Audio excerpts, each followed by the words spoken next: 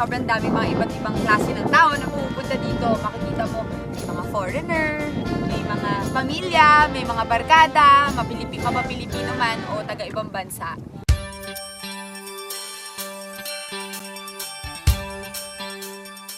Ngayon naman, nandito na tayo sa area ng San Antonio kung saan tayo makakakita ng giant clams. Sabi nila, kapag ka daw lumapit ka, sinawakan mo, pwedeng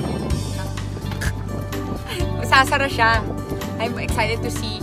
I'm excited to check them out. Tara, let's!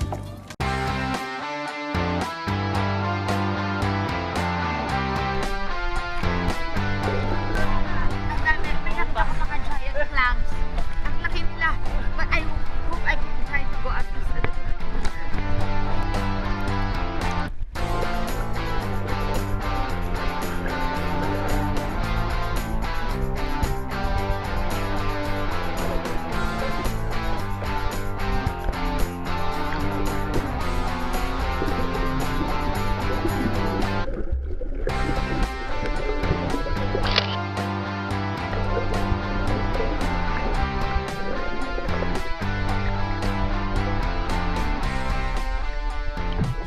Nakita ko na yung mga giant clams.